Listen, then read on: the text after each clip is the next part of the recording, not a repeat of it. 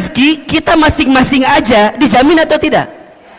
Sekarang kita berumah tangga, logikanya rezekinya berkurang apa bertambah? Makanya an-nikahu miftahu rizki, nikah itu kunci rezeki. Nah sekarang pertanyaannya, yang ada kenapa rumah tangga saya bukannya bertambah rezekinya tapi berkurang? Berarti ada masalah. Apa masalahnya? Apa persoalannya? Sok tulis.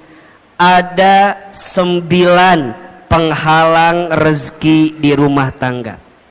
Bismillahirrahmanirrahim. Assalamualaikum warahmatullahi wabarakatuh.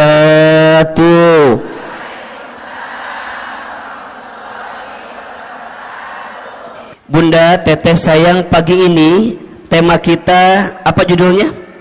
Penghalang rezeki di rumah tangga. Baik. Kelihatan? Apa yang kelihatan? Oh, iya.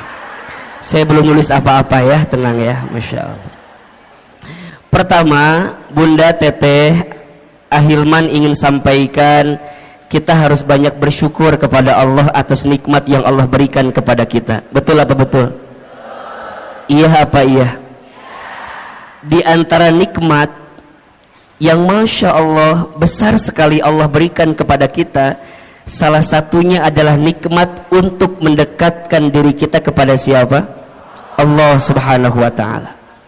Maka kalau Bunda ditanya, untuk apa hidup kita sebenarnya? Jawabannya, hidup kita ini untuk mendapatkan ridhonya Allah Subhanahu wa ta'ala. Apa itu ridho? Ridho itu adalah penilaian Allah, pandangan Allah terhadap apa yang kita lakukan, sehingga kita mendapatkan cintanya dari Allah Subhanahu wa ta'ala.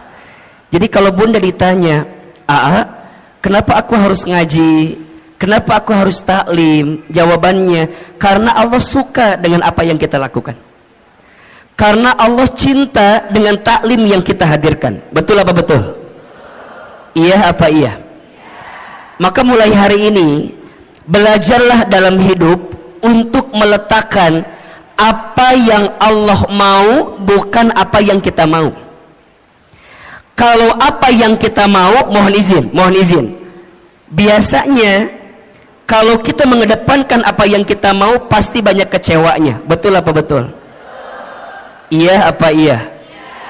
Sok Ahilman mau tanya, Bunda, dari sekian banyak yang Bunda inginkan, lebih banyak yang terjadi atau yang tidak terjadi? Ulangi pertanyaannya.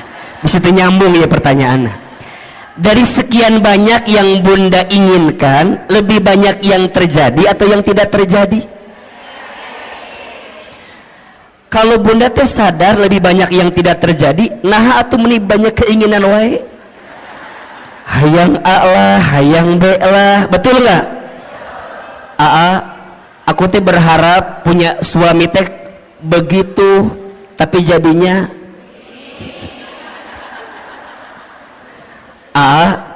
aku teh dulu berharap punya suami teh kayak Ustadz Hilman kayak gitu. Berharapnya tuh begitu. Emang kumaha gitu? Nya siga awe gitu. Kermah kasep, merenan ieu meureun ieu ge. Kermah bager, meureun ieu ge meureun. Bunda, kalau masih seperti itu berarti Bunda belum ridho dengan ketentuan Allah. Iya apa iya? Oh berarti ternyata dari sekian banyak keinginan kita, lebih banyak yang terjadi, yang tidak terjadi. Betul. Terus apa sebaiknya? Sebaiknya belajar mengecilkan keinginan kita dan belajar meningkatkan kepantasan hidup kita. Status hari Kamis itu, Herbolah itu ya. Belajar menurunkan keinginan kita dan belajar meningkatkan kepantasan kita. Karena pada akhirnya, kalau kepantasan kita sudah ada pada titik yang sesuai pandangan Allah, pasti kita akan mendapatkan apa yang kita inginkan itu. Betul apa betul? Berarti punten mohon maaf, kalau sekarang kita ditanya A, nah hanya aku teh pengennya A jadinya B, aku teh berharapnya begitu jadinya begini. Oh boleh jadi bukan salah keinginanmu, tapi salah kepantasan dalam dirimu yang tidak sesuai dengan apa yang Allah inginkan. Betul apa betul? Nah apa kuncinya? Punten boleh jadi salah satu yang harus kita evaluasi adalah selama ini kita teh jarang ngikutin apa yang Allah mau. Kita mah suka ngotot maunya sesuai dengan apa yang kita mau, ujungnya jadi capek. Betul? Maka bunda teh dalam hidup hanya mengerjakan apa yang jadi skenario Allah aja. So simpelnya, lakukan apa yang Allah cintai, tinggalkan apa yang Allah benci. Ini poin. Lakukan apa yang Allah cintai, tinggalkan apa yang Allah benci. Kalau bunda sudah belajar melakukan apa yang Allah cintai, maka Allah akan mencintai apa yang kita lakukan. Dan itu menjadi rumus kebaikan yang akan datang dalam kehidupan kita. So mulai hari ini, ketika berbuat kebaikan, fokusnya hanya ingin mendapatkan pahala dari siapa? Saat bunda berbuat kebaikan, hanya ingin mendapatkan penilaian dari siapa? Itulah namanya ridho Allah. Bunda sekarang jadi istri yang baik sama suami. Jangan terlalu berharap agar suami kita jadi tambah sayang sama kita. Karena kejadiannya banyak istri yang udah sayang sama suaminya, tapi suaminya nggak sayang sama istrinya. Ada atau tidak? Yang mana orangnya? Meni sedih gitu ada. Abi etama abi pisan etama abi. Nah bisa begitu Ahilman, karena boleh jadi saat bunda sekarang berbuat baik sama rumah tangga kita, niatnya hanya ingin dinilai sama suami kita. Kalau itu yang terjadi, pasti kecewa. Tuh 2, 3. Betul? Jadi mulai sekarang atuh untuk apa? Aku teh jadi istri yang baik karena aku tahu Allah suka sama istri yang baik kepada suaminya. Betul? Kumaha carana Ahilman? Simple. Kan bunda sudah pernah belajar banyak ya. Ada ciri istri yang baik itu setidaknya ada 4. Tolong catat ini. 1, istri yang baik itu adalah istri solehah yang ketika dipandang oleh suaminya membahagiakan hati suaminya. Makanya sekarang bunda harus berpenampilan terbaik di depan suaminya sendiri, bukan suami orang lain maksudnya gitu ya. Harus jadi lebih cantik, lebih baik di depan suaminya sendiri. Makanya kalau sekarang bunda misalnya mohon izin ya, ikutan senam, misalnya senam jumba. Bunda teh senam jumba, aduh belajar gitunya. Terus bunda teh bilang gini ke suami, ayah, apa? Bunda teh udah sebulan ikut senam jumba. Oh gitu? Senam jumba di mana? Di Cetuti. Tadi situ ada. Terus ada senam jumba Cetuti, ayah ya tadi dinya. Nah terus ditanya bunda teh, oh gitu. Terus kata bunda, coba ayah lihat. Ada sesuatu nggak dari bentuk bunda gitu, dari penampilan bunda. Tapi suami tuh ngomong gini doang ke bunda, oh bunda tuh senam, iya, asa nggak ada perubahan. Tah, kalau bunda senamnya untuk suami sakit atau tidak? Sakit. Tapi kalau bundanya ngerti, kalau berpenampilan cantik sehingga membahagiakan hati suami itu disukai oleh Allah, maka bagaimanapun caranya, suami muji, suami nggak muji, betul? Suami lihat, suami nggak lihat, nggak ada urusan. Dan karena buat aku mah ini pasti dapat pahala dari siapa? Jadi bunda nggak akan ngambek. Kamu mah ya ngongkosin enggak, nganterin enggak, minimal kamu tuh ngehargain aku. Aku tuh capek. Kalau ibunya gitu, pusing apa enggak? Pusing, ujungnya senam teh bunda jadi stres sendiri. stres begitu, ujungnya nggak dapat pahala apa-apa. Betul apa betul? Dua, apalagi istri yang baik itu istri yang ketika diperintah oleh suaminya taat kepada suaminya. Makanya bunda ingat ya, kalau suami kita minta sesuatu, bunda harus ingat, oh Allah sedang menyimpan surganya melalui suami kita. Makanya kalau bunda dipanggil, bunda nyamperin, iya ayah, iya sayang, bunda bikin kopi. Kadang-kadang bunda mah ambil gulanya, ambil kopinya, ambil airnya, nyiun sorangan, bikin sendiri. Jangan begitu bunda sayang. Kalau suami kita minta sama kita, berarti di situ Allah sedang menyiapkan pahala untuk kita. Betul? Ketika bunda bikin itu jangan sambil kesel, apalagi jangan sampai dicampur sama sianida. Jangan. Udah amni kepisan ka suami teh aku mah. Jangan. Bikin. Nah ini kadang-kadang kan kita mah suka lupa ya, kalau dalam kebaikan itu ada pahala dari Allah. Betul? Bunda teh udah bikin, tapi suami tuh nggak muji sama kita. Kamu mah bikin kopi itu mending nggak enak, kadang-kadang gitu kan. Ya ayah, maafin ya. Tadi teh bunda lagi kesel ke siapa? Ke kamu atau ke siapa lagi? Manya ke siapa lagi? Jangan begitu. Karena dari setiap kebaikan kita pasti dapat pahala dari siapa? Allah. 3, istri yang baik itu istri yang ketika diberi tidak menyelesihi suaminya. Tuh. Ketika diberi tidak menyelesihi suaminya. Bunda sayang, mulai hari ini belajar ya untuk selalu menerima apa yang suami berikan. Jangan ini mah dikasih ini kurang, dikasih ini kurang. Punten ya, kenapa kita selalu merasa kurang? Karena penyakitnya suka membandingkan dengan orang lain. Bunda teteh kalau mau bahagia ojo dibandingke, jangan dibanding-bandingkan. Setuju? Mulai hari ini kalau suami ngasih, bunda bilang terima kasih ayah, terima kasih sayang. Sok Ahilman mau tanya, hari ini sudah bilang terima kasih belum sama suaminya?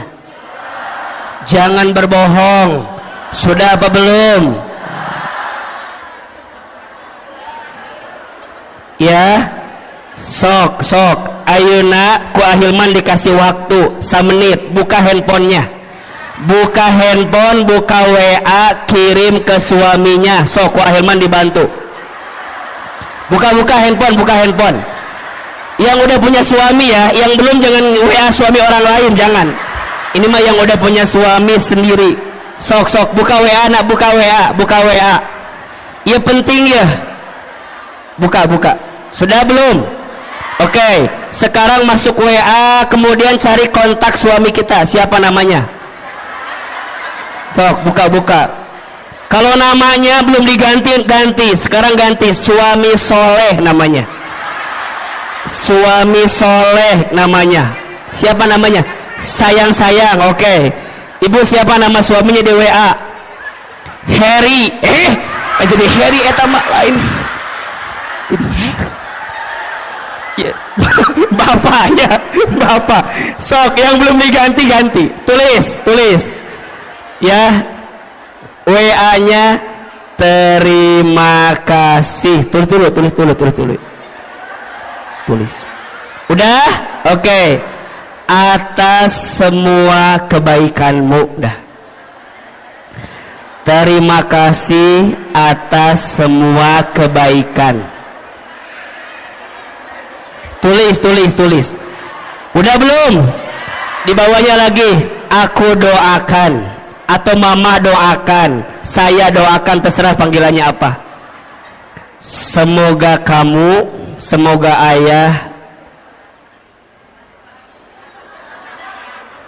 semakin disayang Allah. Terus Semoga kamu, semoga ayah, semoga bapak semakin disayang Allah.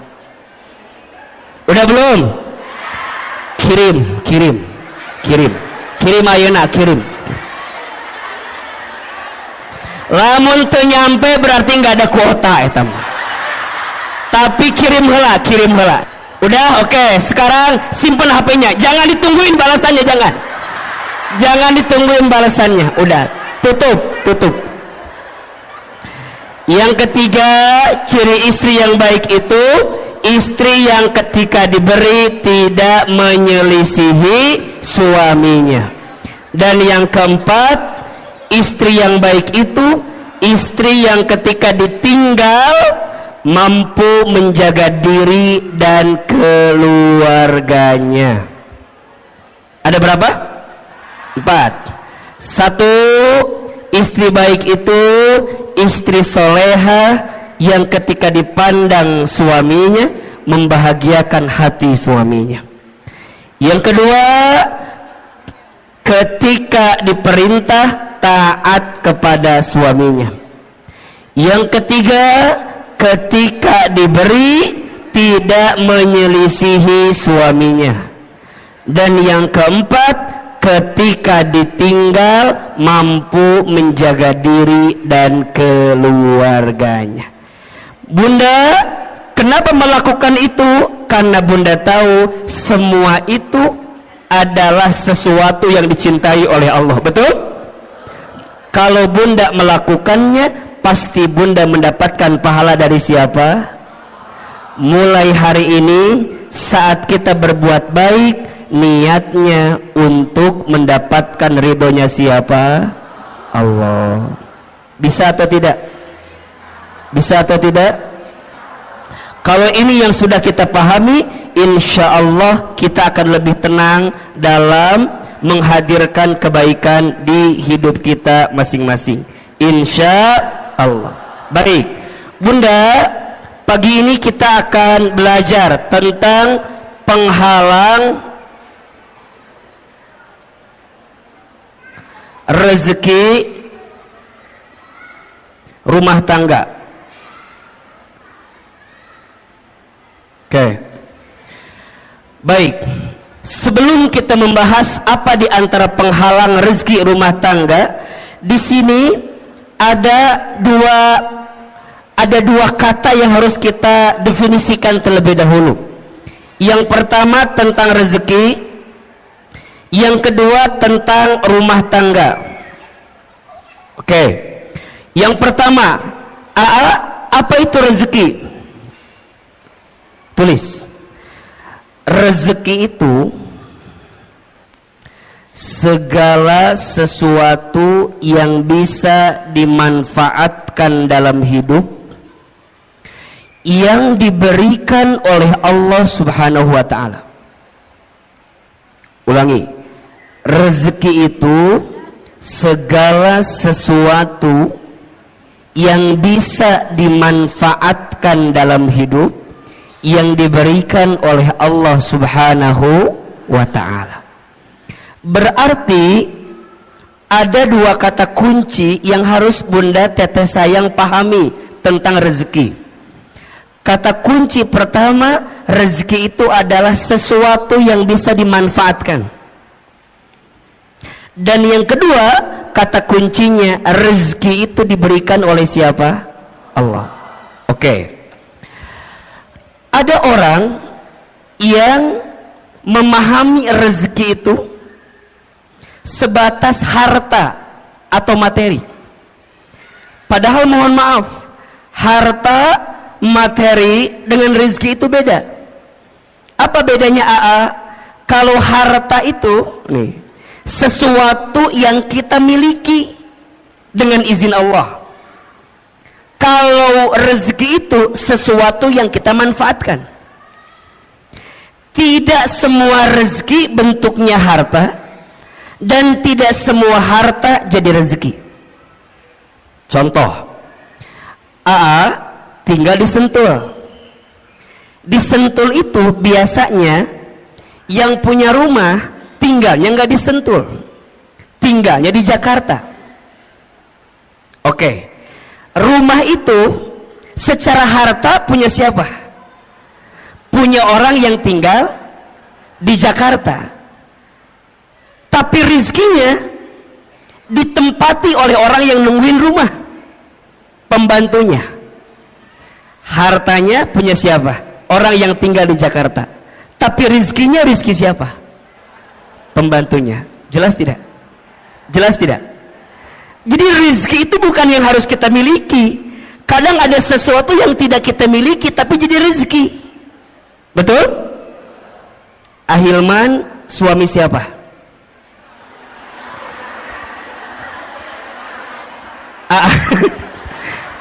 Suami siapa? Istri saya. Oke ya. Secara harta berarti milik istri saya, betul? Tapi keberadaan Ahilman bisa jadi rezeki nggak buat ibu-ibu semua? Betul? Makanya cinta kadang tak harus memiliki. Status hari Kamis malam Jumat itu cocok gitu tuh. Bunda mungkin tidak memilikinya, tidak mendapatkannya, tapi bunda bisa mendapatkan manfaat dari apa yang ada di dalamnya. Rezeki. Hadirnya Ahilman dengan izin Allah jadi wasilah rezeki untuk bunda. Kenapa? Karena ada manfaat yang bisa kita dapatkan. Jelas kira-kira? Berarti rezeki itu jangan dibatasi dengan urusan harta. Karena ada orang yang mohon maaf, hartanya banyak tapi rezekinya sedikit. Ketika kapan? Ketika hartanya tidak mengantarkan ketenangan dalam hidupnya. Berarti rizki dengan harta itu sesuatu yang berbeda. Sekarang bunda ditanya, yang jadi rizki bunda adalah apa yang bunda manfaatkan saat ini. Kerudung bunda antara yang di lemari, halo, kerudung bunda antara yang di lemari dengan yang dipakai lebih banyak yang mana?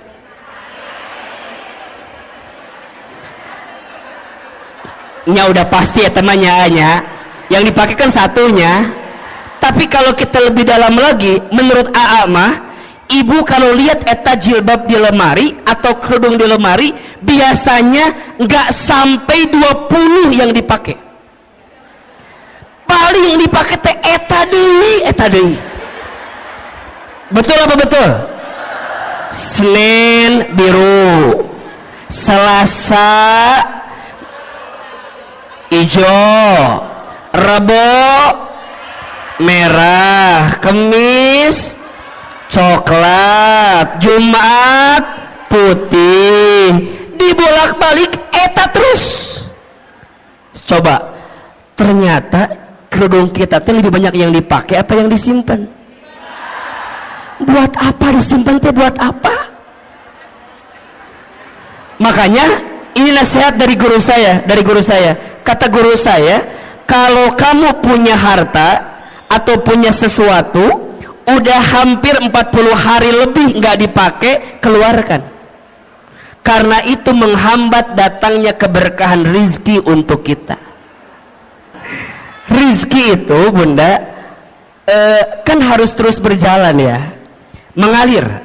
Kalau bunda punya baju, misalnya punya kerudung, kata guru saya, kalau udah 40 hari nggak dipakai, segera keluarkan. Karena boleh jadi itu menghambat datangnya keberkahan rezeki untuk kita. Makanya bunda pernah nggak begini? Bunda teh beli ini, bunda teh ke mall, di mall teh ada kerudung bagus. Bunda saya bilang gini, kayaknya bagus deh itu jilbab gitu. Bunda teh beli aja. Sampai ke rumah, bunda dicobain.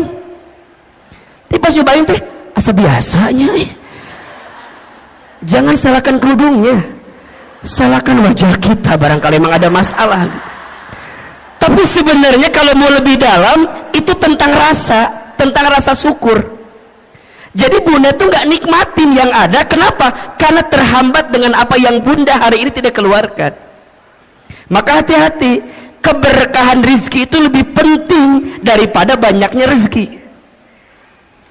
Ibu pernah nggak makan di satu tempat, abis makan teh pulang di jalan teh bunda gini ngedemul, tahu gini mah nggak makan di situ, Udah mah harganya mahal, mana rasanya enggak. Pernah nggak begitu? Pernah nggak? Pernah nggak? Mulai hari ini perbaiki, jangan berkata buruk untuk sesuatu yang pernah masuk ke perut kita. Kenapa? Keberkahan rizkinya hilang.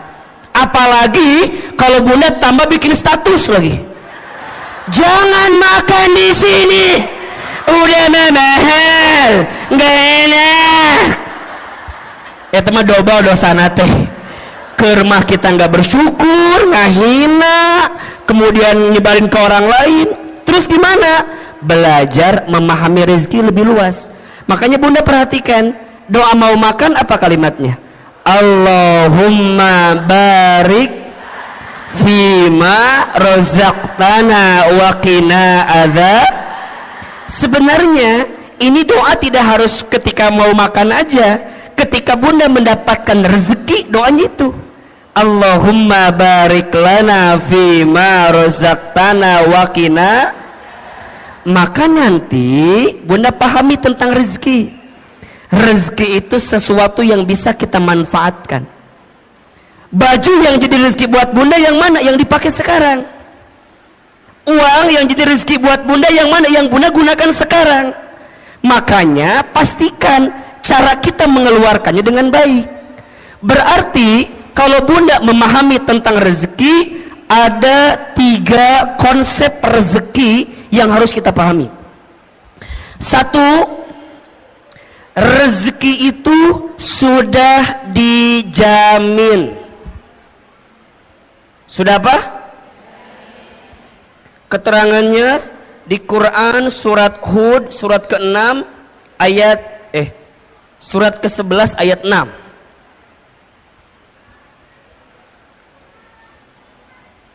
Surat apa? Ke-11 ayat 6. Bunda perhatikan ini ya. Selama kita hidup di muka bumi, maka selama itu masih ada catatan rezeki untuk kita. Coba dibuka surat Hud ayat 6. Ya. AA ingin meyakinkan kepada bunda agar tidak gelisah urusan rezeki. Karena hari ini banyak orang yang frustasi, yang stres tentang rezeki. Banyak atau tidak? Padahal kata Allah, perhatikan ayatnya. A'udzubillahi minasyaitonir rajim. Wa ma min dabbatin fil ardi illa 'alallahi rizquha. Dan tidak ada makhluk yang melata pun ketika dia hidup di muka bumi illa kecuali 'alallahi rizquha, dijamin oleh Allah rezekinya. Bahasa sederhananya, makhluk yang melata aja rizkinya udah dijamin, apalagi kita manusia. Betul? Betul apa betul? Coba makhluk yang melata itu contohnya apa? Apa contohnya? Buaya, menikah Hilman, buaya meninggal hati. Jauh-jauh ke buaya atau lu deket? Yang deket apa? Cicak. Cicak ada rezekinya atau tidak? Cicak di mana kerjaannya? Apa pekerjaannya? Cicak di dinding. Terus? Oke, kita jelaskan. Cicak di mana kerjaannya? Dinding. Apa pekerjaannya? Bukan merayap, diam-diam merayap. Oke. Yang datang, punten, rizkinya yang nyamperin nyamuk ke cicak, apa cicak ke nyamuk? Kenapa Anda begitu yakin? Apakah Anda keluarga cicak begitu yakin begitu? Coba Ahilman mau tanya, tolong jawab. Angkat tangan siapa yang jawab nyamuk nyamperin cicak. Oke. Sekarang pertanyaan kedua, siapa yang jawab cicak nyamperin nyamuk? Ini yang tidak menjawab ada masalah apa, Besti? Cicing we ditanya ini ngahulang kieu we. Enggak punya pendirian Anda itu. Tolong Anda yang mana pilihannya Anda ini ya Allah. Oh, Ahilman mah tahu. Yang tidak menjawab pasti pilihannya ketiga. Apa? Cicak dan nyamuk sama-sama bergerak. Betul nggak? Datang seekor, terus jadi dua-duanya bergerak atau tidak? Nyamuk terbang dapat dengan cicak. Cicak diam atau bergerak? Mana gerakannya? Oh, tahap. Hap. Oke, pertanyaan selanjutnya. Bunda pernah tahu nggak berapa kali cicak harus hap untuk mendapatkan satu nyamuk? Sebentar. Keluarga cicak dari Cibubur, apa jawabannya? Silakan. Ini begitu yakin dengan 2, 3. Bunda tolong ingat ya, ternyata cicak itu untuk mendapatkan satu nyamuk bukan satu kali hap. Menurut penelitian butuh beberapa kali hap, bahkan sampai 80 kali hap untuk mendapatkan satu. Pertanyaannya, apa yang membuat cicak istiqomah? Apa yang membuat cicak bisa konsisten untuk hap walaupun nggak dapat nyamuknya? Kenapa? Karena cicak yakin rizki udah dijamin sama siapa? Cicak aja ya, maknya kita enggak. Jadi kalau suami ibu bilang gini, Bunda, ayah mah udah hopeless hidup teh, udah nggak ada peluang rezeki. Bunda jawab, cicak aja yakin, masa bapak enggak? Gitu. Ibu ingat ya, suami itu kalau kehilangan pekerjaan biasa, asalkan jangan kehilangan harga dirinya. Maksud Ahilman apa? Kalau suami ibu ada yang dirumahkan, di PHK, ibu teh kudu nguatin suami ibu. Ayah tenang, ayah mah hebat, ayah mah keren, ayah mah luar biasa. Tapi nah ayah teh dipecat atuh, ayah teh mikir atuh. Jangan, yang lainnya itu mah jangan. Yang pertama tadi benar tuh, ayah mah hebat. Ayah mah yakin Bunda mah ya, kalau perusahaan ini mecat ayah mah aku mah yakin ayah pasti diterima di perusahaan lain. Ayah tenang, kalaupun perusahaan meninggalkanmu, aku tidak akan pernah meninggalkanmu. Gitu. Itu istri yang baik. Ini mah suami bilang, Bun, aku dipecat. Apa. Coba gimana ulang. Jangan Bunda. Nah Bunda kudu kuatin. Ayah sok dibuka surat Hud ayat 6. Dibuka. Dengerin, aku mau ceramah. Dengerin. Kata suami, aku nggak butuh penceramah di rumah ini ya.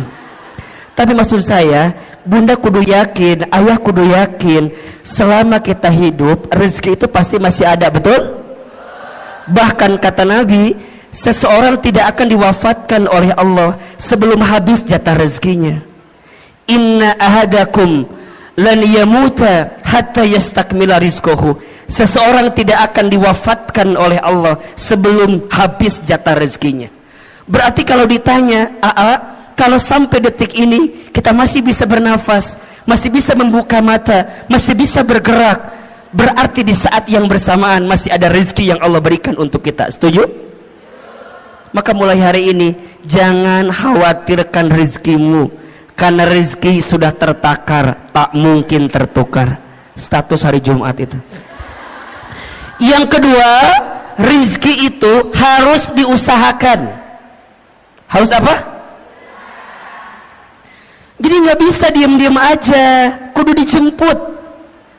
Kenapa nyebutnya dijemput bukan dicari? Karena dijemput dengan dicari beda. Kalau dicari itu belum tentu ada, kalau dijemput pasti ada, betul? Berarti punten mohon izin, ikhtiar untuk menjemput rezeki itu wajib atau tidak? Wajib. Tapi hasilnya bukan ketentuan kita. Hasilnya mah terserah Allah mau kasih berapa untuk kita. Tugas kita mah apa?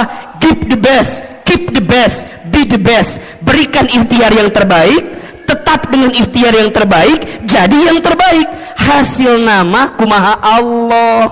Itu tentang rezeki. Maka nanti ikhtiar rezeki ada dua. Satu ada ikhtiar bumi, dua ada ikhtiar langit. Apa maksudnya? Ikhtiar bumi itu usahanya, dagang, kerja, bertani, berkebun, itu ikhtiar buminya. Tapi jangan lupa ada ikhtiar langitnya. Apa? Dekatin Allah. Karena yang ngasih rezeki siapa? Betul? Kalau bahasa syar'inya itu bertakwa kepada Allah. Allah Ar-Razzaq, Allah yang ngasih rezeki. Banyak orang yang sibuk mencari rezeki tapi lupa kepada yang memberi rezeki. Padahal yang ngasih rezeki itu siapa? Berarti kenapa rezekiku sekarang nggak nyampe pada titik yang terbaik? Boleh jadi ini kekurangannya. Kita lebih sibuk mengedepankan ikhtiar bumi tapi kita lupa ikhtiar langitnya. Padahal janji Allah jelas, wa may yattaqillaha yaj'al lahu makhraja wa yarzuqhu min haitsu la yahtasib. Barang siapa yang mendekat kepada Allah, dia bertakwa kepada Allah, maka Allah hadirkan jalan keluar dari setiap persoalan yang sedang dihadapi. Bahkan Allah berikan rezeki la yahtasib, dari pintu yang tidak pernah disangka-sangka. Tolong ya, mulai hari ini jangan terlalu sibuk mencari rezeki tapi lupa kepada yang memberi rezeki. Dan yang ketiga, rezeki itu berarti harus apa? Harus disyukuri. Nah, kalau sudah begini, nanti Bunda akan memahami rezeki Allah itu luas dan banyak. Betul apa betul? Hari ini Bunda sehat, rezeki atau bukan? Hari ini Bunda bisa taklim, rezeki atau bukan? Hari ini Bunda punya rumah tangga, rezeki atau bukan? Hari ini Bunda punya sahabat yang menguatkan, rezeki atau bukan? Punya suami yang masih bersama dengan kita, rezeki atau bukan? Bunda punya majelis taklim yang Masya Allah kegiatannya banyak, rezeki atau bukan? Bunda masih bisa membuka mata, rezeki atau bukan? Bisa bernafas, rezeki atau bukan? Bunda pernah mikir nggak, kalau Bunda nggak bisa nafas gimana? Matilah pasti itu mah. Hidung, nikmat hidung itu luar biasa Bunda. Kebayang nggak kalau Bunda hidungnya nggak bisa mencium? Naon iya teh cenak itu. Makanya sekarang mah kalau Bunda punten mohon izin ya, kalau ada teman kita yang apa, misalnya mohon izin ya, yang buang angin, jangan ngeluh dan jangan mencari-cari siapa yang kentut, nggak usah.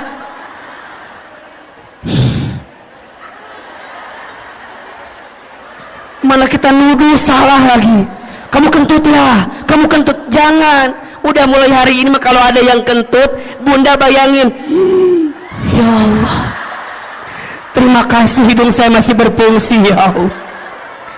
Gimana kalau dicabut ini fungsi hidung? Bunda nggak bisa. Makanya hari ini mah nggak usah nyari siapa yang kentut, siapa yang kentut. Buat apa dicari? Kalau udah tahu juga nggak akan ada ngaruhnya. Tetap udah masuk ke hidung kita. Udah. Sok buat apa dicari? Kamu buat apa? Emang kalau ketahuan dia kentut hilang gitu baunya? Enggak. Mau ada kesel, udah. Sekarang mah ya Allah, begitu nikmat yang kau berikan ya Allah. Ini rezeki ya Allah. Kan belum tentu aku mendapatkan yang seperti ini ya. Ini rezeki. Berarti rezeki dengan gaji sama atau beda? Beda. Gaji itu ada slipnya, rezeki nggak ada slipnya. Gaji itu ada tanggal bulannya, rezeki nggak ada tanggal bulannya. Betul? Rezeki itu luas, yang sempit hati kita. Rezeki itu banyak, yang kurang rasa syukur kita. Rezeki itu berlimpah, yang seringkali mahal gengsi dan gaya hidup kita. Status hari Sabtu itu. Jadi gimana ahilman mulai pahami rezeki? Nah, kalau kita di rumah tangga, rezeki itu logikanya harusnya berkurang apa bertambah? Saya ulangi pertanyaannya. Rezeki kita masing-masing aja dijamin atau tidak? Sekarang kita berumah tangga, logikanya rezekinya berkurang apa bertambah? Makanya an-nikahu miftahu rizki, nikah itu kunci rezeki. Nah sekarang pertanyaannya, yang ada kenapa rumah tangga saya bukannya bertambah rezekinya tapi berkurang? Berarti ada masalah. Apa masalahnya? Apa persoalannya? Kita akan bahas setelah pesan-pesan berikut ini. Nah, gitu. Kalau di TV begitu kira-kira ya.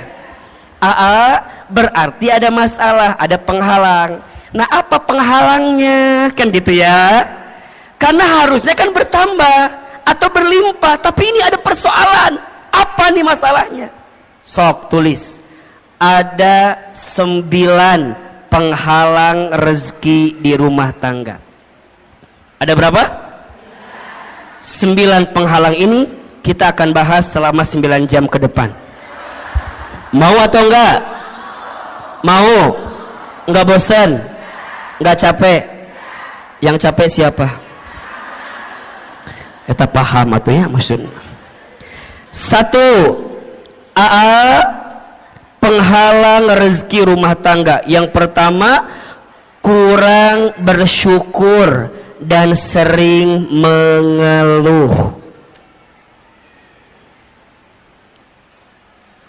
Hati-hati ya bunda sayang, teteh sayang. Salah satu yang menghalangi datangnya keberkahan rezeki kita adalah karena kurangnya bersyukur kita terhadap apa yang Allah berikan. Karena rumah tangga berarti dua-duanya. Boleh jadi persoalannya di suami atau persoalannya di kita sebagai seorang istri. Sekarang pertanyaannya, bunda, udah bersyukur belum dengan apa yang Allah beri terhadap rumah tangga kita? Benar, betul. Asa nggak yakin Ustaz ini mah. Kita punya kebiasaan suka merasa kurang terus dengan apa yang suami kita berikan. Iya.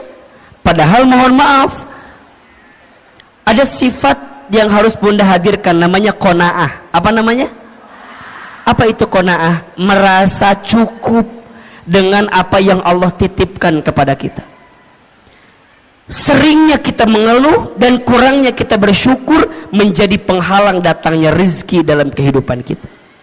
Maka janji Allah jelas ya di surat Ibrahim ayat 7. La in syakartum la azidannakum wa la in kafartum inna adzabi lasyadid. Kan gitu. Jika kalian bersyukur, pasti Allah akan tambahkan. Apa yang Allah tambahkan? Nikmatnya. Apa yang Allah tambahkan? Berkahnya. Apa yang Allah tambahkan? Kebahagiaannya. Apa yang Allah tambahkan? Kecukupannya. Mungkin angkanya tidak bertambah, tapi rasa cukupnya bertambah, rasa bahagianya bertambah, rasa berkahnya bertambah, harmonis keluarganya bertambah. Makanya ada orang yang mohon maaf, rumahnya kecil tapi terasa hangat. Ada tidak? Penghasilannya biasa saja, tapi masya Allah nikmat ngelihatnya.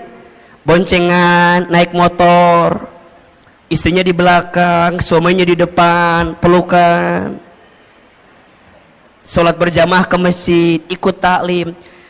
Kadang kalau kelihatan kasat mata asa biasa, tapi boleh jadi itu nikmat yang Allah berikan kepadanya. Apa itu syukur?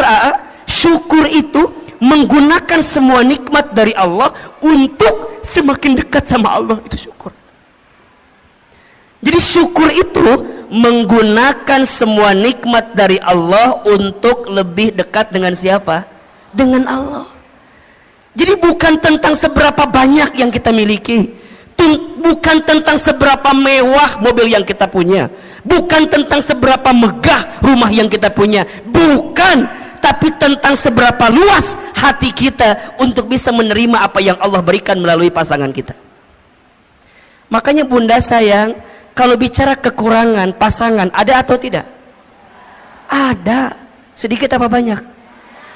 Ini karunia gitu banyak. Mulai hari ini mah ya diubah. Nikmat Allahnya banyak, kekurangannya sedikit. Kita mah kadang-kadang suka melebihkan kekurangan yang ada di pasangan kita, tapi kita lupa nikmat kebaikan yang Allah titipkan kepada pasangan kita. Maka sering Ahilman sampaikan, bunda, mengeluh itu bukan keadaan, tapi mengeluh itu perasaan. Status hari Minggu itu. Mengeluh itu bukan keadaan, tapi apa? Perasaan. Kayak miskin itu kalau kata Aama bukan keadaan, tapi perasaan. Ada orang yang kaya tapi hatinya miskin, ada tidak? Ada orang yang mungkin keadaannya kelihatan miskin tapi hatinya kaya, ada atau tidak? Berarti kaya miskin itu pilihan, tergantung cara pandang kita memahami kehidupan. Bunda, kalau Ahilman tanya begini, bunda tolong tuliskan 5 kelebihan suami, pasti bunda mikir, apa ya? Apa ya? Nggak ada apa. Tapi kalau AA ganti pertanyaannya, bunda tuliskan 5 kekurangan suami, pasti bunda nawar, boleh nggak 10 aja? Sok tanpa disadari begitu. Makanya hati-hati, penghalang datangnya rezeki di rumah tangga kita karena apa? Kurang bersyukur dan sering mengeluh. Maka lihat ujung ayatnya tadi, wala in kafartum inna adzabi, dan jika kalian kufur sesungguhnya azab Allah begitu pedih. Apa di antara azabnya? Mohon maaf, mohon izin, hati sempit, hidup sulit, ya kan? Pikiran rumit, rungkad, riweuh, liur. Bunda sering nggak lihat gini, lihat suami itu merasa liur, sering nggak? Istighfar. Ayah, aku mau lihat kamu itu merasa liur waenya, kunaonnya.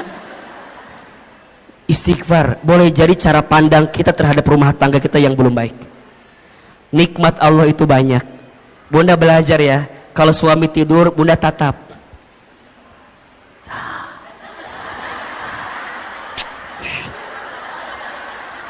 Kalau suami lagi tidur, bunda tatap. Ya Allah, itu suami aku, laki-laki yang paling baik dalam hidupnya. Dia berkorban, berangkat pagi, pulang malam buat nyari nafkah buat aku. Bunda datengin, usapin kepalanya, bisikin telinganya, la ilaha illallah. Ditalkinin ya mah talkin. Ulah atunya ditalkin ku masih. Usapan. Hayang ngadoakeun maot teh ieu mah. Jadi masya Allah bunda, belajar bersyukur bunda, belajar mulai dengan terima kasih. Tadi Ahilman bilang, di rumah tangga tuh biasain bunda, kalau pagi-pagi saya bilang terima kasih, kalau malam saya bilang mohon maaf. Itu nikmatnya luar biasa. Awalnya kaget, naon makasih makasih, makasih awalnya gitu tuh awalnya, tapi lama-lama ternyata kalimat terima kasih itu bunda, itu mengundang rezekinya dari Allah. Dan saya sangat yakin suami yang membahagiakan istrinya dengan izin Allah, Allah bahagiakan kehidupannya. Dan juga saya yakin kalau istri bisa jadi sumber kebahagiaan bagi suami, maka suami karir dunianya Allah izinkan dengan kebaikan. Makanya bunda, jangan jadi sumber masalah bagi suami kita. Karena setelah Ahilman survei dan ditanya kepada para suami, ayah, masalah apa yang paling berat buat anda? Semua sepakat, istri saya Ustaz. Makanya Ustadz mah punten bunda ya, saya di handphone saya fotonya istri saya. Kenapa coba? Ini jadi patokan. Kalau di luar saya punya masalah, saya lihat foto istri saya aja. Seberat apapun masalah saya di luar, nggak ada yang lebih berat dibanding masalah saya ini. Makanya Bunda jangan kegeeran ya kalau suami ada foto Bunda, ya itu patokan. Berarti bersyukur, ya Allah, nuhun ya Allah, makasih ya Allah, engkau nitipin istri yang begini, engkau nitipin suami yang begitu. Kenapa? Karena ada pahala kebaikan dari Allah. Ada atau tidak?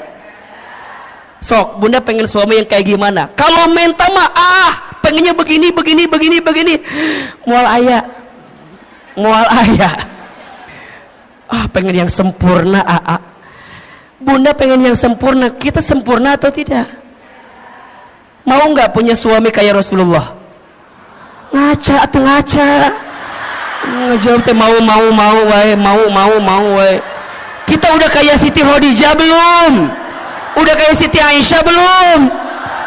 Mikir atau mikir teh. Dari kahayang mah ayah, hayang sama kita juga mau. Makanya mohon maaf, sering Ahilman sampaikan, rumah tangga yang baik itu bukan yang sempurna, tapi yang bisa saling menyempurnakan. Status hari Senin itu tuh cocok tuh. Pasangan yang baik itu bukan yang sempurna, tapi yang bisa saling menyempurnakan. Saya sama istri saya, Masya Allah Bunda, beda banget. Beda. Saya seneng ngobrol, istri saya ya Allah pendiam. Istri saya mah kalau nggak ditanya nggak jawab. Jempewe cicing jempling sama. Saya orangnya boros, saya mah seneng belanja teh, pokoknya ngasih teh senang. Istri saya enggak, beliau mah jarang diajak ke mall tuh nggak mau. Di rumah ada kiriman si cepat, JNE, JNT, ayah kiriman, ayah. Iya. Saya kalau ada uang keluar cepat. Istri saya kalau uang udah masuk ke dia susah keluarnya. Dan kalau Bunda tahu ya, yang pinter nyari uang itu bukan saya, tapi istri saya. Istri saya mah tahu aja uang teh di mana.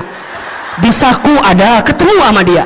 Di lemari ketemu sama dia, di dompet ketemu, di ATM tahu.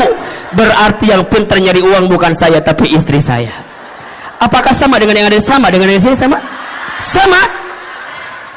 Wahai suami, bersabarlah dengan keadaan itu, karena itulah nikmat dari Allah. Udah mulai hari ini mah belajar perbanyak bersyukur, kurangi mengeluh. Betul? Mengeluh itu tidak akan menyelesaikan masalah, justru mengeluh itu menambah masalah. Insya mulai hari dengan alhamdulillah, terima kasih ya Allah, itu akan mengundang rezeki untuk kita. Yang kedua, penghalang rezeki yang kedua adalah kurang bertakwa kepada Allah. Kurang apa? Kurang bertakwa kepada Allah. Maksudnya apa, Hilman? Boleh jadi ada orientasi rumah tangga kita bukan untuk menghadirkan ketakwaan. Maka kalau Ustadz ditanya, buat apa kita berumah tangga? Jawabannya untuk bisa semakin dekat dengan Allah. Maka lihat surat Ar-Rum ayat 21 yang menjadi ayat fundamental dalam pernikahan. Wa min ayatihi an khalaqalakum min anfusikum azwajan litaskunu ilaiha wa ja'ala bainakum mawaddatan wa rahmah inna fi dzalika laayatin liqaumin yatafakkarun. Lihat kalimat awalnya, wa min ayatihi, dan di antara tanda-tanda kekuasaan Allah. Berarti apa yang Allah inginkan dalam rumah tangga? Jawabannya, Allah ingin ketika engkau bersama di rumah tangga, engkau semakin dekat dan taat kepada Allah Subhanahu wa taala. Berarti sekarang, kenapa rumah tangga kami tidak mendapatkan kebahagiaan yang diinginkan? Boleh jadi karena ada orientasi yang belum tepat dari apa yang kita hadirkan. Rumah tangga itu bukan hanya menyatukan dua hati yang saling mencintai di dunia, tapi rumah tangga itu menyatukan dua hati yang saling mengisi dan mengerti untuk bisa dekat dengan Allah Subhanahu wa taala. Itu rumah tangga. Berarti sekarang coba dicek, Kalau ada penghalang di rezeki di rumah tangga, mungkin tujuan rumah tangga kita belum tepat. Tujuan rumah tangga itu untuk lebih dekat dan taat sama Allah. Pertanyaannya, Bunda, Teteh sayang, selama kita berumah tangga, makin dekat sama Allah atau makin jauh dari Allah? Halo? Halo? Selama kita berumah tangga, makin dekat sama Allah atau masih makin jauh dari Allah?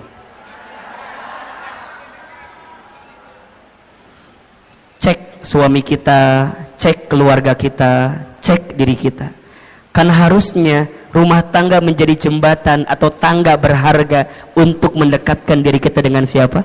Allah Subhanahu wa ta'ala. Maka hati-hati, kenapa rezeki boleh jadi terhalang di rumah tangga kita?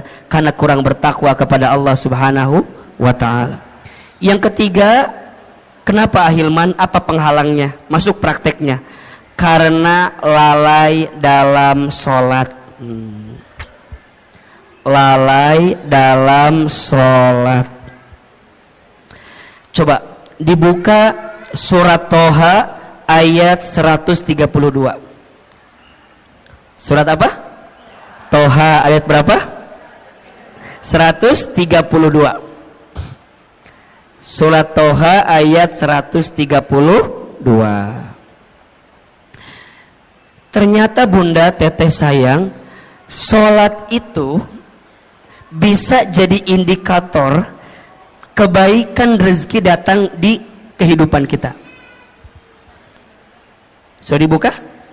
Surat Toha surat ke-20 ayat 132. A'udzubillahi minasyaitonirrajim. Wa'mur ahlaka bis sholat, dan perintahkanlah keluargamu untuk sholat. Betul?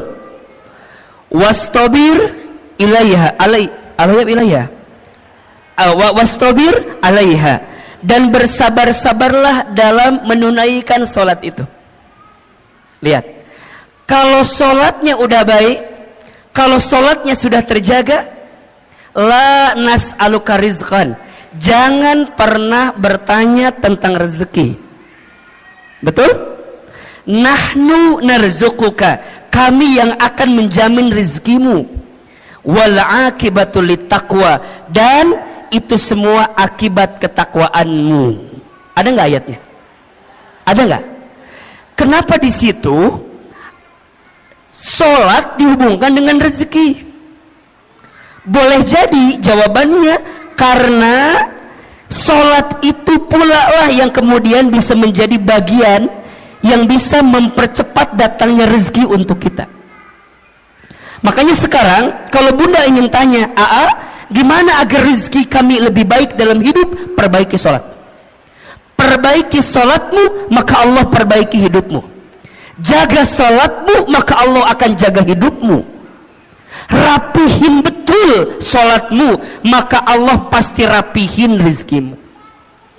Karena kalau itu yang sering meleset dalam hidup kita, mohon maaf, kalau sholatnya udah berantakan, maka hidupnya pun berantakan.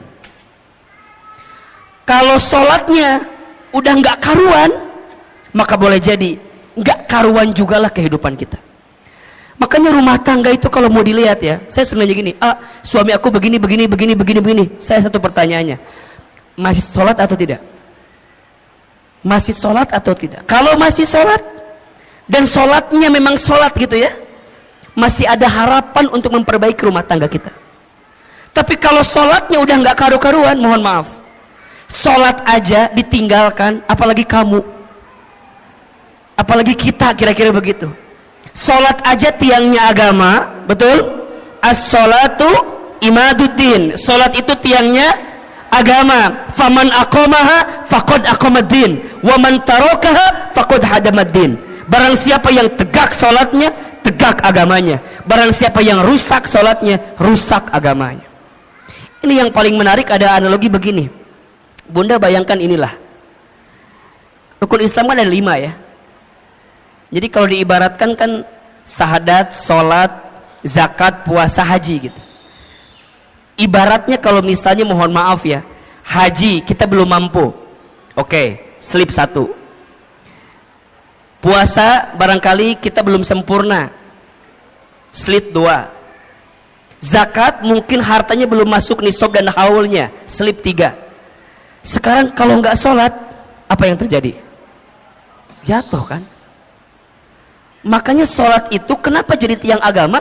Inna awwala ma yuhasabu bihil abdu yaumal qiyamah as-sholat. Sesungguhnya perkara pertama yang akan ditanya di hari kiamat adalah sholat. Jika sholatnya baik, baik seluruhnya. Jika sholatnya rusak, maka rusak seluruhnya. Maka pesan Ahilman, jaga sholat kita. Jadi kalau bunda WA suami ya, tanya, ayah jangan lupa sholat ya. Ayah udah sholat apa belum? Itu Masya Allah, itu romantis tuh. Itu romantis.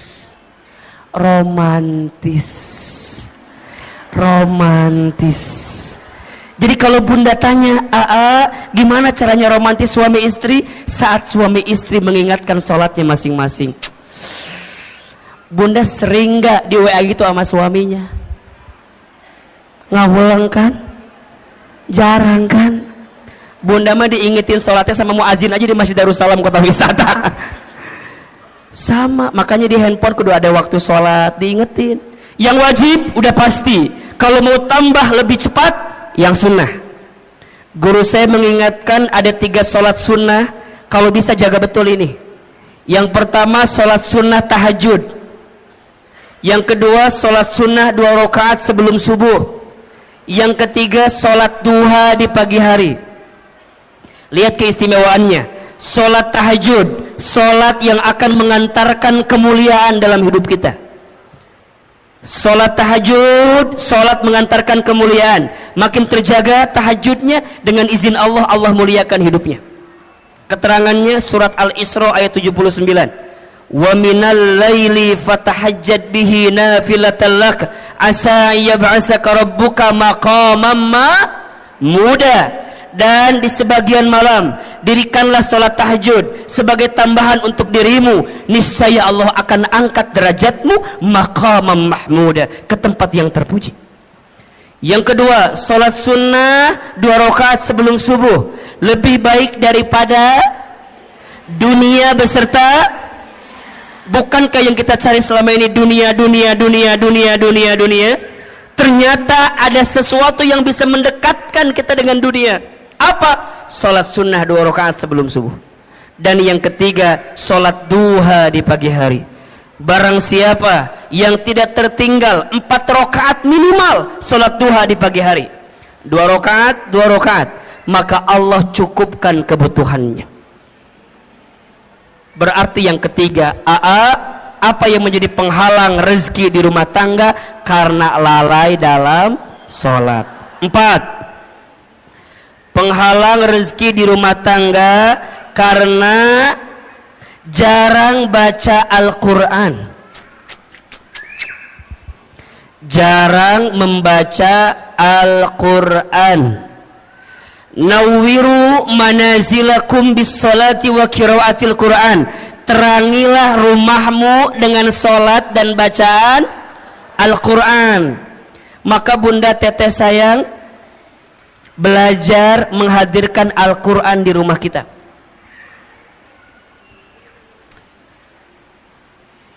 Akan sangat sempit rumah, akan sangat hampa rumah jika di rumah itu tak dibacakan ayat suci Al-Quran. Karena ternyata, mohon izin, mohon maaf, apapun yang dekat dengan Al-Quran, maka Allah muliakan hidupnya. Coba bunda lihat, bulan yang menjadi bulan diturunkannya Al-Quran, maka menjadi bulan yang paling mulia. Apa namanya? Ramadan. Malam yang menjadi malam diturunkannya Al-Quran, maka menjadi malam yang paling mulia, bahkan lebih mulia daripada 1000 bulan. Apa namanya? Lailatul Qadar. Manusia yang kepadanya diberikan wahyu Al-Quran, maka menjadi manusia yang paling mulia. Siapa namanya? Nabi Muhammad SAW. Kota yang menjadi tempat diturunkannya Al-Quran, maka menjadi kota yang paling mulia di dunia. Apa namanya? Mekah dan Madinah. Apapun dan siapapun yang dekat dengan Al-Quran, maka Allah muliakan hidupnya. Maka Ahilman berpesan sekali ya, kita semua, ayo jangan sampai sehari pun kita lepas baca Quran. Saya dapat wasiat dari guru saya, ada 7 surat pilihan yang boleh kita amalkan dalam setiap hari untuk kita baca. Ya. Yang pertama surat Ar-Rahman. Yang kedua surat Al-Waqi'ah. Yang ketiga surat Al-Muluk. Yang keempat surat Al-Jin. Yang kelima surat Al-Insyirah. Yang keenam surat Al-Ikhlas. Yang ketujuh jika hari Jumat surat Al-Kahfi. Jika hari biasa surat Al-Baqarah 5 ayat pertama, ayat 255 ayat kursi, dan 3 ayat terakhir. Al-Baqarah 5 ayat pertama, tengah-tengah 255 ayat kursi, 3 ayat terakhir Al-Baqarah. 7 surat ini dengan izin Allah semoga kita jadi wasilah kebaikan itu. Ya. Surat Ar-Rahman agar kita berharap Allah menyayangi kita dan kita disayangi oleh hambanya Allah di muka bumi ini. Surat Al-Muluk, surat Al-Waqi'ah agar Allah mudahkan rezeki kita dengan izin Allah. Surat Al-Muluk agar Allah menjaga kehidupan kita, mengantarkan kemuliaan kita, termasuk menjaga dari siksa kubur. Makanya Bunda izin ya, jangan tidur dulu ketika waktu malam sebelum baca Al-Muluk. Hanya 30 ayat kan.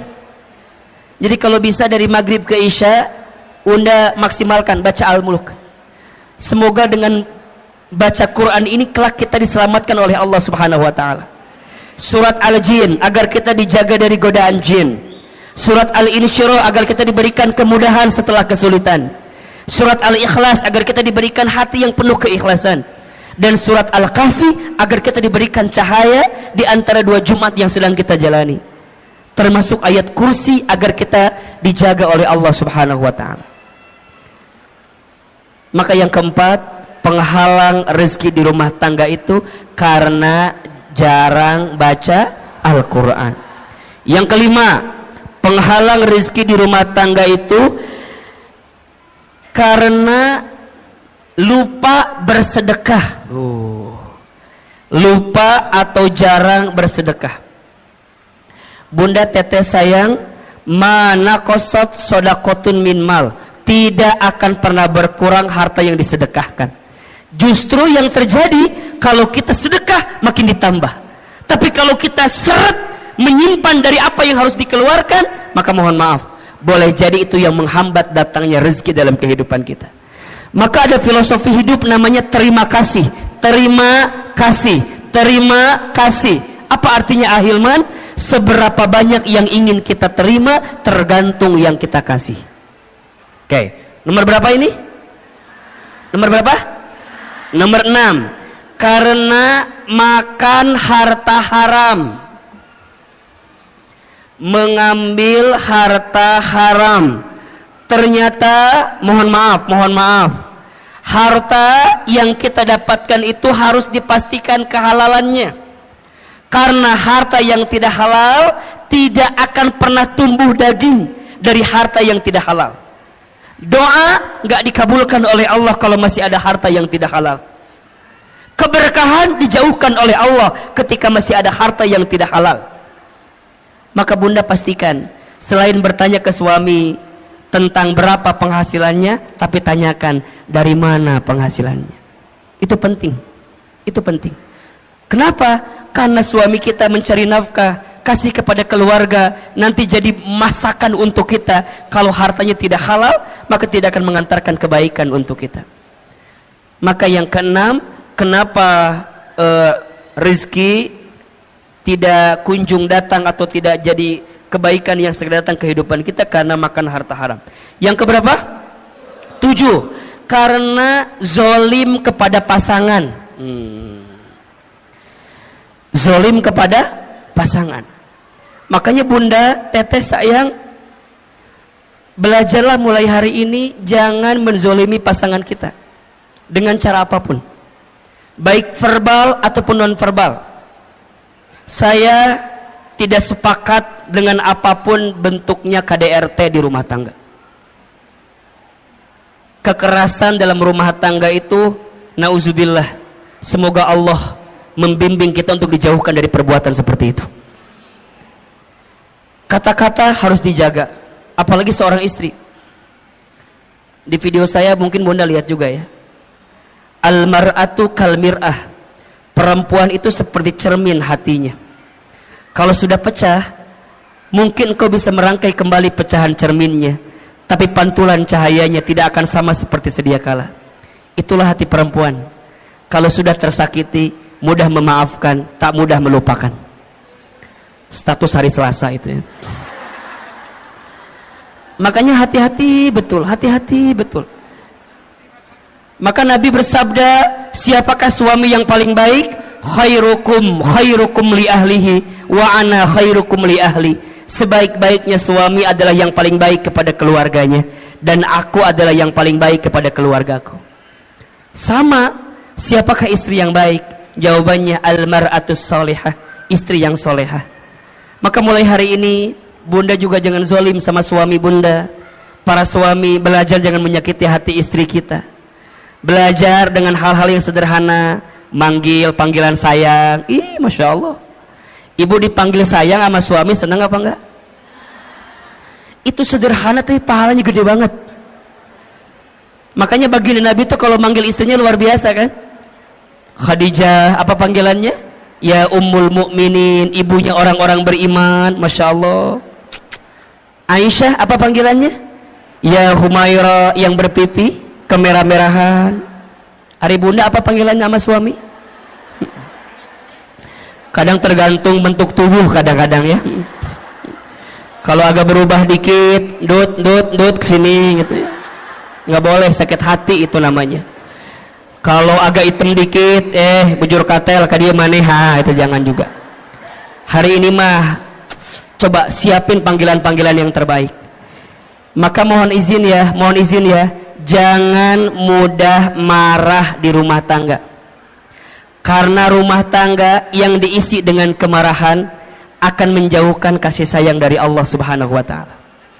La taghdab walakal jannah. Jangan marah, bagimu surga. Sok belajar.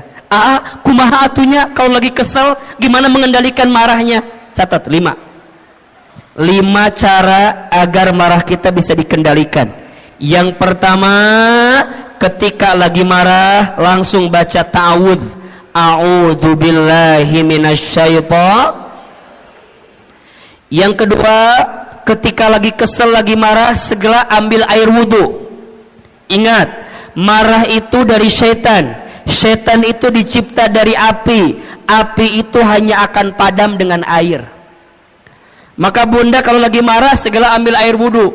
Kalau mau tambah basah, mandi aja sekalian.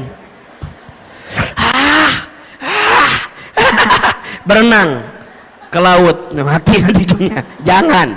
Wudhu. Habis wudhu langsung ya gelar sajadah, sholat. Setelah itu baca Quran. Ambil wudhu, gelar sajadah, sholat, baca Quran. Bunda akan menemukan ketenangan di situ. Yang keempat, ubah posisi. Kalau marah sedang berdiri, segera duduk. Kalau duduk masih marah, berbaring. Apa bahasa gampangnya? Sareken. Tidurin aja. Udah tidur mah insya Allah nanti juga lupa. Paling dimimpi ke bawah-bawah sedikit lah. Tidurin. Baru yang kelima, ingat-ingat pahala dari Allah untuk orang yang bisa menahan marah. Masya Allah. 5. 1. Baca ta'awudz. 2. Ambil wudhu. 3. Dirikan sholat baca Quran. 4. Ubah posisi. 5. Ingat pahala dari Allah ketika orang bisa menahan marah. Dan Bunda tahu ya, Masya Allah, ada seseorang yang nanti Allah berikan surga yang lapang dan luas. Siapa orang itu?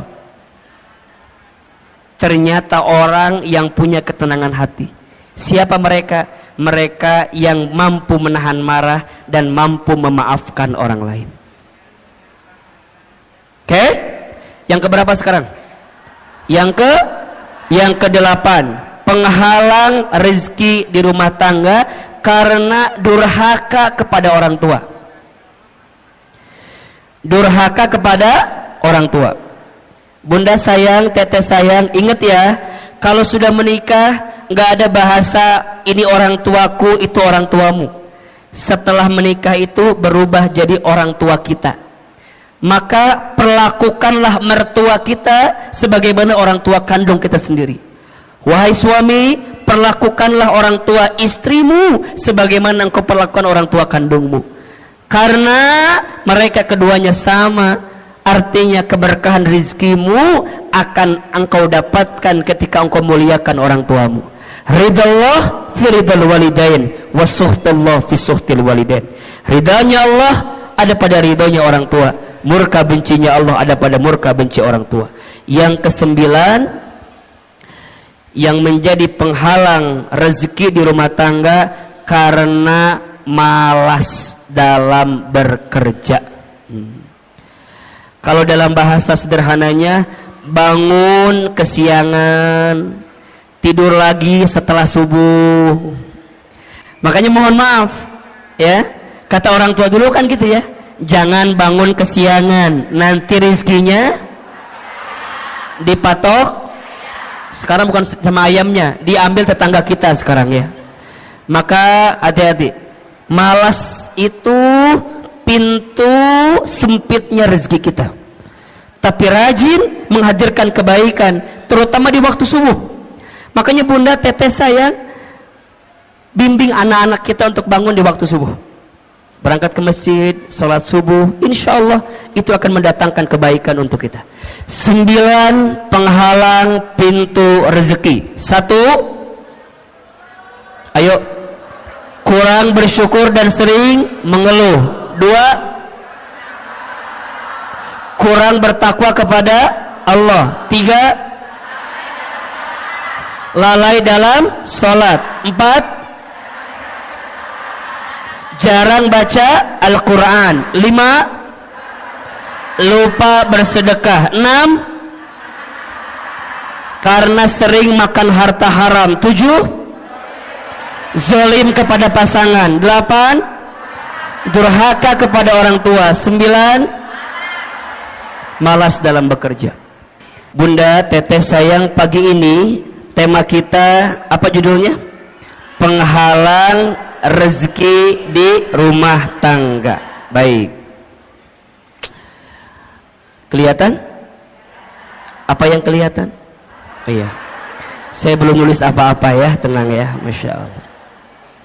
Pertama, Bunda, teteh, Ahilman ingin sampaikan, kita harus banyak bersyukur kepada Allah atas nikmat yang Allah berikan kepada kita. Betul apa betul? Iya apa iya? Di antara nikmat yang Masya Allah besar sekali Allah berikan kepada kita, salah satunya adalah nikmat untuk mendekatkan diri kita kepada siapa? Allah Subhanahu wa ta'ala. Maka kalau Bunda ditanya, untuk apa hidup kita sebenarnya? Jawabannya, hidup kita ini untuk mendapatkan ridhonya Allah Subhanahu wa ta'ala. Apa itu ridho? Ridho itu adalah penilaian Allah, pandangan Allah terhadap apa yang kita lakukan, sehingga kita mendapatkan cintanya dari Allah Subhanahu wa ta'ala. Jadi kalau Bunda ditanya, kenapa aku harus ngaji? Kenapa aku harus taklim? Jawabannya, karena Allah suka dengan apa yang kita lakukan. Karena Allah cinta dengan taklim yang kita hadirkan. Betul apa betul? Iya apa iya? Maka mulai hari ini, belajarlah dalam hidup untuk meletakkan apa yang Allah mau, bukan apa yang kita mau. Kalau apa yang kita mau, mohon izin. Biasanya kalau kita mengedepankan apa yang kita mau, pasti banyak kecewanya. Betul apa betul? Iya apa iya? Sok, Ahilman mau tanya, Bunda, dari sekian banyak yang Bunda inginkan, lebih banyak yang terjadi atau yang tidak terjadi? Ulangi pertanyaannya. Bisa nyambung ya pertanyaannya. Dari sekian banyak yang Bunda inginkan, lebih banyak yang terjadi atau yang tidak terjadi? Kalau Bunda teh sadar lebih banyak yang tidak terjadi, nah atuh meni banyak keinginan wae. Hayang A lah, hayang B lah, betul nggak? Aku teh berharap punya suami teh begitu, tapi jadinya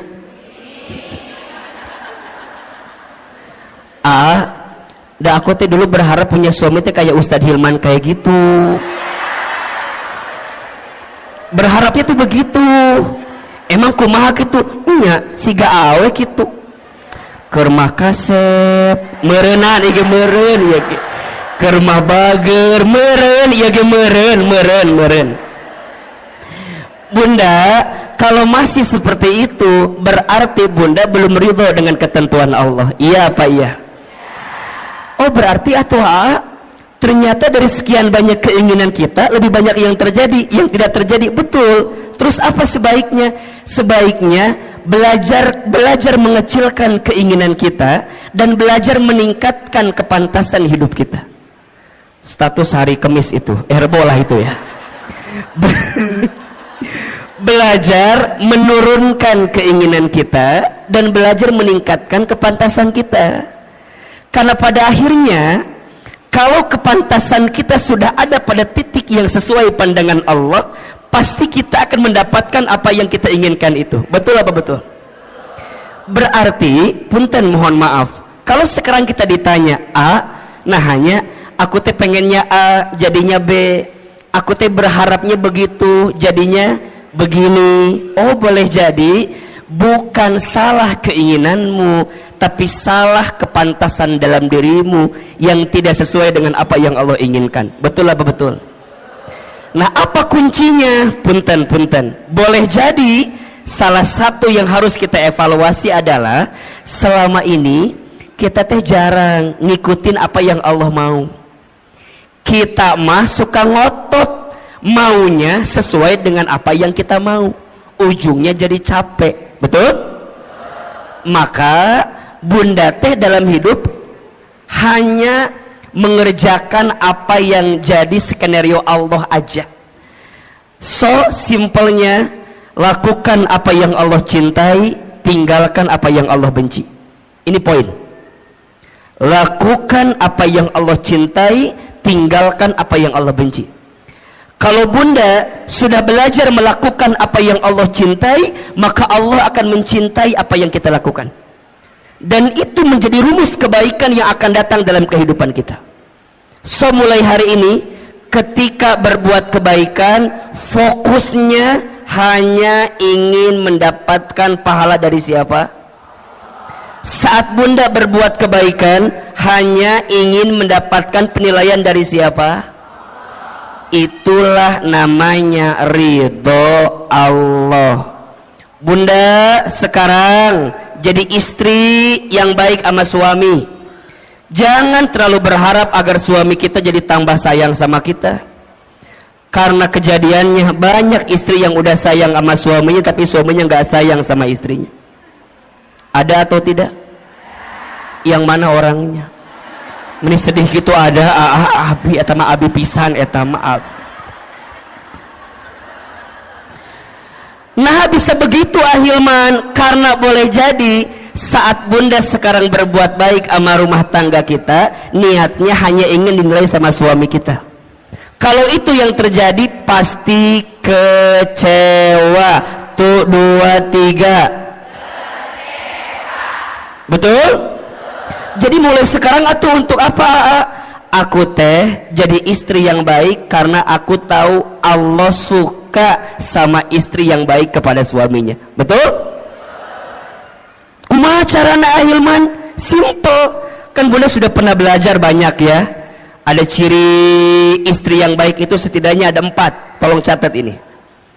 1, istri yang baik itu adalah istri solehah yang ketika dipandang oleh suaminya membahagiakan hati suaminya. Makanya sekarang bunda harus berpenampilan terbaik di depan suaminya sendiri, bukan suami orang lain maksudnya gitu ya. Harus jadi lebih cantik, lebih baik di depan suaminya sendiri. Makanya kalau sekarang bunda misalnya mohon izin ya, ikutan senam, misalnya senam jumba, bunda teh senam jumba, aduh gelancar gitunya. Terus bunda teh bilang gini ke suami, ayah apa, bunda teh udah sebulan ikut senam jumba. Oh gitu. Senam jumba di mana? Di Cetuti. Di situ ada terus ada senam jumba Cetuti, ayah tadi dinya. Nah terus ditanya bunda teh, oh gitu. Terus kata bunda, coba ayah lihat ada sesuatu nggak dari bentuk bunda gitu, dari penampilan bunda. Tapi suami tuh ngomong gini doang ke bunda, oh bunda teh senam, iya, asal nggak ada perubahan. Tah, kalau bunda senamnya untuk suami sakit atau tidak? Sakit. Tapi kalau bundanya ngerti, kalau berpenampilan cantik sehingga membahagiakan hati suami itu disukai oleh Allah, maka bagaimanapun caranya, suami muji, suami nggak muji, betul? Suami lihat, suami nggak lihat, nggak ada urusan. Dan karena buat aku mah ini pasti dapat pahala dari siapa? Jadi bunda nggak akan ngambek. Kamu mah ya ngongkosin enggak, nganterin enggak, minimal kamu tinggal hargain aku teh capek. Kalau ibunya gitu pusing apa enggak? Pusing, ujungnya senam teh bunda jadi stres sendiri. Stres, buat apa stres begitu? Ujungnya nggak dapat pahala apa-apa. Betul apa betul? Dua, apalagi istri yang baik itu istri yang ketika diperintah oleh suaminya taat kepada suaminya. Makanya bunda ingat ya, kalau suami kita minta sesuatu, bunda harus ingat, oh Allah sedang menyimpan surganya melalui suami kita. Makanya kalau bunda dipanggil, bunda nyamperin, iya ayah, iya sayang, bunda bikin kopi. Kadang-kadang bunda mah ambil gulanya, ambil kopinya, ambil airnya, nyieun sorangan, bikin sendiri. Jangan begitu bunda sayang. Kalau suami kita minta sama kita, berarti di situ Allah sedang menyiapkan pahala untuk kita. Betul? Ketika bunda bikin itu jangan sambil kesel, apalagi jangan sampai dicampur sama sianida. Jangan. Udah amni kepisan ke suami ti aku mah. Jangan bikin. Nah, ini kadang-kadang kan kita mah suka lupa ya, kalau dalam kebaikan itu ada pahala dari Allah. Betul? Bunda teh udah bikin, tapi suami tuh nggak muji sama kita. Kamu mah bikin kopi itu mending nggak enak, kadang-kadang gitu kan. Ya ayah, maafin ya. Tadi teh bunda lagi kesel ke siapa? Ke kamu atau ke siapa lagi? Manya ke siapa lagi? Jangan begitu. Karena dari setiap kebaikan kita pasti dapat pahala dari siapa? Allah. 3, istri yang baik itu istri yang ketika diberi tidak menyelesihi suaminya. Tuh, ketika diberi tidak menyelesihi suaminya. Bunda sayang, mulai hari ini belajar ya untuk selalu menerima apa yang suami berikan. Jangan ini mah dikasih ini kurang, dikasih ini kurang. Punten ya, kenapa kita selalu merasa kurang? Karena penyakitnya suka membandingkan dengan orang lain.